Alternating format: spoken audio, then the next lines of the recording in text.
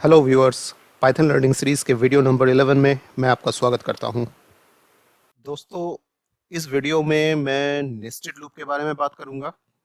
तो nested loop में एक लूप के अंदर एक दूसरा लूप का यूज़ किया जाता है।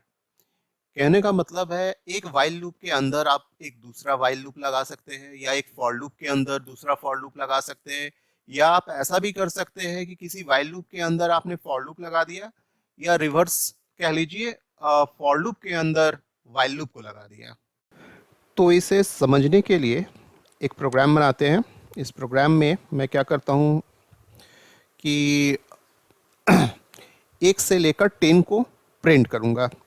ठीक है, जिसके लिए मैंने एक वेरिएबल ले लिया a, जिसमें वैल्यू इनिशियलाइज कर दिया 1। अब मैं एक वाइल लूप यूज़ करूँगा। मैं कंडीशन लिखूँगा a जब तक 11 से छोटा होता है तब तक ये लूप चले, और लूप के अंदर मैं एक प्रिंट मैसेज लिखता हूँ। मैं इसमें लिखता हूँ /n के साथ आउटर लूप। आउटर लूप के बीच में एक स्पेस और कॉमा देकर यहाँ पर मैं कर देता हूँ a। ठीक है, अब मुझे a को अपडेट भी करना है, तो मैं यहाँ लिख देता हूँ a प्लस इक्वल टू 1। ठीक है, अगर इस प्रोग्राम को रन करें तो ये बड़ा सिंपल सा हमें रिज़ल्ट देगा। एज एक्सपेक्टेड 1 से लेकर 10 तक प्रिंट कर दिया। अब मैं क्या करूँगा, इस प्रोग्राम में थोड़ा सा चेंज करूँगा। अब मैं अपने वाइल लूप के अंदर एक और लूप यूज़ करूँगा। इसके लिए मैं क्या करता हूँ, इस लूप के अंदर ही एक और वैल्यू इनिशियलाइज करता हूँ। मैं वेरिएबल b ले लेता हूँ और इसमें मैं 1 इनिशियलाइज कर लेता हूँ। ठीक है, और अब मैं एक और वाइल लूप यहाँ पर लिखता हूँ, while b is less than equals to 5। ठीक है, और इस लूप के अंदर मैं एक प्रिंट स्टेटमेंट लिखता हूँ, प्रिंट। इसमें मैं लिख देता हूँ इनर लूप कॉमा b। ठीक है, मैं यहाँ पर एक मिनट, मैं अभी फ़िलहाल के लिए ये स्ट्रिंग को हटा देता हूँ। मैं सिर्फ b को प्रिंट करता हूँ, और इसके नीचे मुझे b को अपडेट करना पड़ेगा, तो मैं लिख देता हूँ b प्लस इक्वल्स टू 1। ठीक है, चलिए इस प्रोग्राम को अब रन करते हैं। Control enter. ओके, मैं थोड़ा सा चेंज करता हूँ इसमें। यहाँ b में मैं एक चीज़ और जोड़ देता हूँ, एंड प्रॉपर्टी, और एंड में मैं लगा देता हूँ /t। Control enter. अब ठीक है, ओके। तो अब हम लाइन बाय लाइन समझते हैं कि ये प्रोग्राम काम कैसे कर रहा है। तो सबसे पहले इस प्रोग्राम में हमने एक वेरिएबल इनिशियलाइज किया है, जिस वेरिएबल का नाम है a, और उसमें वैल्यू इनिशियलाइज किया है 1। नेक्स्ट लाइन में हम वाइल लूप यूज चला रहे हैं, और उस वाइल लूप में कंडीशन लगाया है a, जिसका वैल्यू है 1 लेस देन 11, यानी ये लूप 10 बार चलेगा। अभी a का वैल्यू है 1, और जब तक a 11 से छोटा होता है ये लूप चलते रहेगा। लूप के अंदर हमने एक प्रिंट स्टेटमेंट यूज किया है, जिसमें लिखा है आउटर लूप कॉमा a। तो आउटर लूप कॉमा a से ये वाला लाइन प्रिंट हो गया। आउटर लूप a का वैल्यू 1 है, तो 1 प्रिंट हो गया। अब इसके नीचे हमने a को +1 कर दिया। तो +1 करने से क्या होगा, ये जो अपना वेरिएबल है जो फर्स्ट लाइन में हमने इनिशियलाइज किया है, इसका वैल्यू 1 से 2 हो जाएगा। मैं यहाँ कमेंट में 2 लिख देता हूँ ताकि हमें आगे याद रहे। इसके आगे हमने एक और वेरिएबल इनिशियलाइज किया है b, इसमें वैल्यू डाल दिया है 1, और उसके बाद एक और while loop, inner while loop use किया है, जिसमें कंडीशन है b less than equal to 5। b का वैल्यू है 1, तो 1 5 से छोटा या बराबर होता है। तो हम सभी को पता है कि 1 5 से छोटा होता है, तो ये कंडीशन ट्रू रिटर्न करेगा, जिस वजह से कंट्रोल इस वाइल लूप के अंदर जाएगा और यहां हमने लिख रखा है प्रिंट b। तो b का क्या वैल्यू है 1, तो यहां पर ये 1 प्रिंट हो जाएगा। उसके बाद end equals to slash T के वजह से एक टैब प्रिंट होगा। इसके बाद b प्लस इक्वल टू 1, यानी हम b को +1 से इंक्रीज कर रहे हैं, तो b का वैल्यू हो जाएगा 1 से 2। ठीक है, मैंने कमेंट में लिख दिया 2। कंट्रोल अब यहां से फिर से लूप में जाएगा, कंडीशन चेक करेगा। अभी b का करंट वैल्यू है 2, जो कि 5 से छोटा है या बराबर है, इस कंडीशन को चेक करेगा। तो ये कंडीशन फिर से ट्रू रिटर्न करेगा, क्योंकि 2 5 से छोटा होता है, और फिर से b का वैल्यू यानी कि 2 प्रिंट हो जाएगा। और फिर b प्लस इक्वल टू 1, यानी b अब 2 से 3 हो जाएगा। इस तरह 3 4 5 5 तक प्रिंट होगा। ठीक है, तो यहां पर मैं कमेंट में कर देता हूं 5। ठीक है, 5 को प्रिंट होने के बाद ये कंडीशन फॉल्स रिटर्न करेगा, क्योंकि 5 को प्रिंट करने के बाद b का वैल्यू 6 हो जाएगा, और 6 ना ही 5 से छोटा होता है ना ही बराबर होता है। इस वजह से ये कंडीशन फॉल्स होगा और कंट्रोल फिर वापस ऊपर वाले वाइल लूप में जाएगा और फिर से कंडीशन चेक होगा। ऊपर वाले वाइल लूप का कंडीशन चेक होगा, a इज लेसर देन 11, क्या ये ट्रू है या फॉल्स है। तो a का वैल्यू क्या है, a का वैल्यू हमने अपडेटेड वैल्यू यहां पर कमेंट में लिख रखा था 2, तो 2 11 से छोटा होता है, ये कंडीशन ट्रू रिटर्न करेगा, जिस वजह से इसके अंदर कंट्रोल जाएगा और इसके अंदर हमने एक प्रिंट में लिख रखा है आउटर लूप, और a का वैल्यू जो कि 2 है, तो आउटर लूप 2 प्रिंट हो जाएगा, ये वाला लाइन।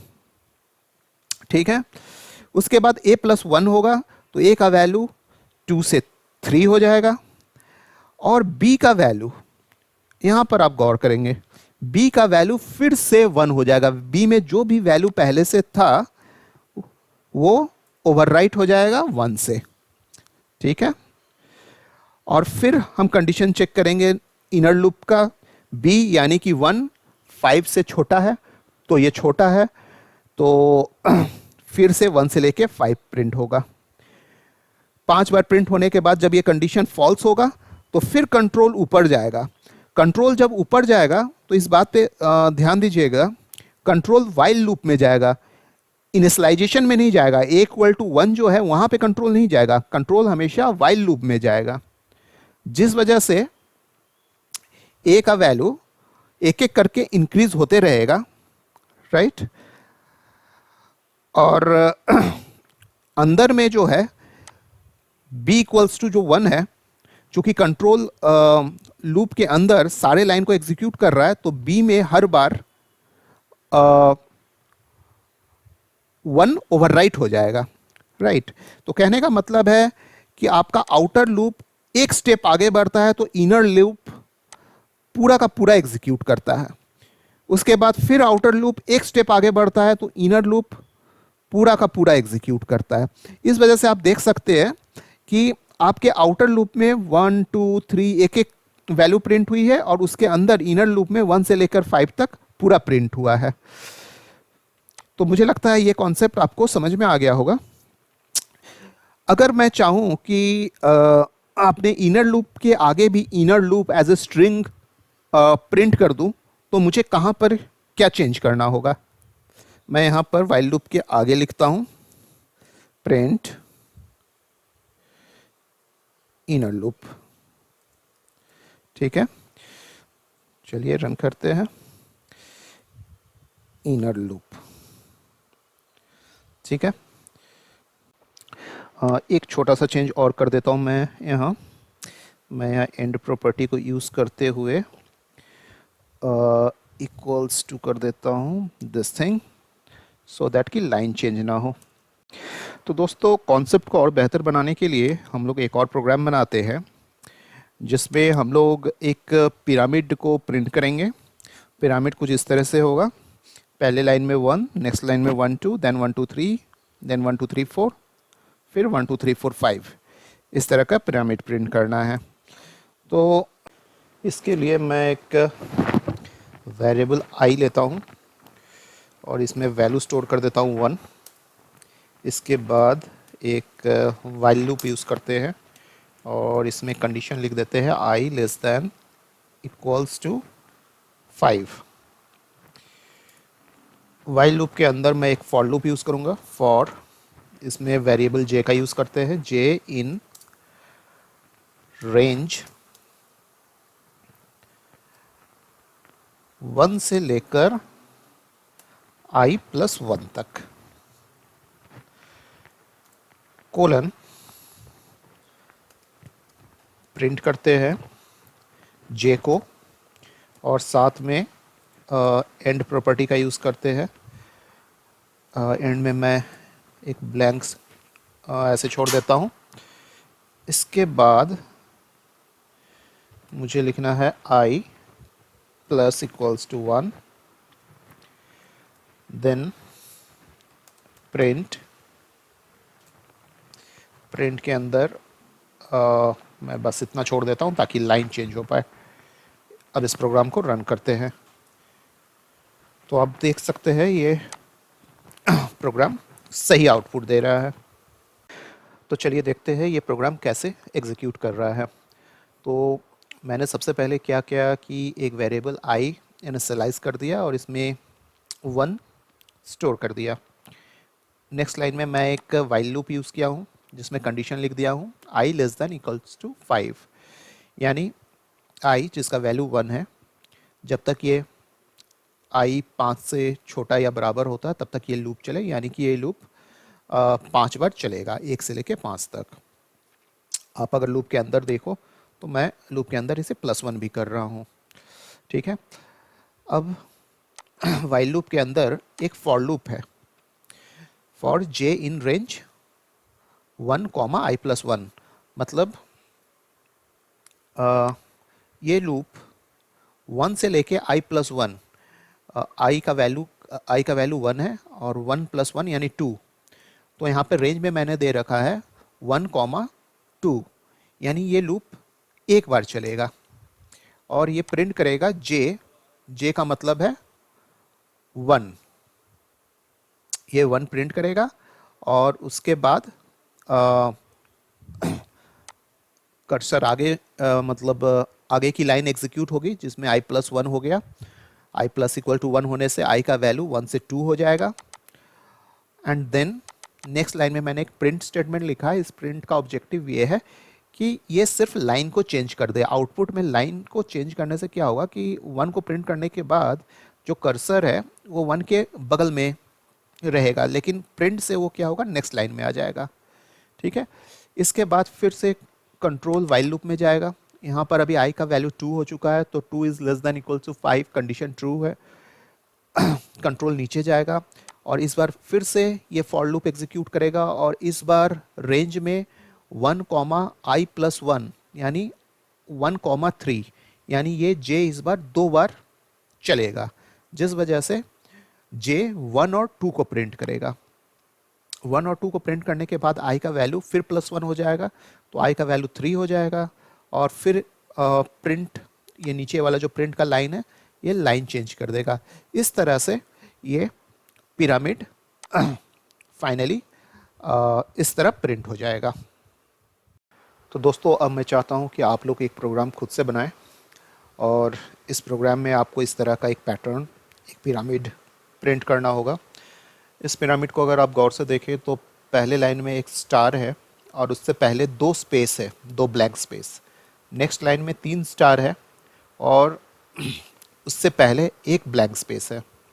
तीसरे लाइन में 5 स्टार है लेकिन कोई भी ब्लैंक स्पेस लेफ्ट साइड में नहीं है। All right friend, that's it from my side. So अब मैं आप लोगों के साथ अगले वीडियो में मिलूँगा फंक्शंस के कॉन्सेप्ट के साथ। दोस्तों, अगर आपको ये वीडियो अच्छा लगा तो इसे लाइक करें, अपने दोस्तों के साथ शेयर कीजिए, और अगर आपके पास कोई क्वेश्चन है तो आप कमेंट सेक्शन में अपने क्वेश्चन को पूछ सकते हैं। और अगर अभी तक आपने हमारे चैनल को सब्सक्राइब नहीं किया है तो इसे सब्सक्राइब कीजिए, और सब्सक्राइब करके बेल आइकन को प्रेस करना ना भूलें ताकि मेरे आने वाले वीडियो का नोटिफिकेशन आपको मिल जाए। Thank you for watching.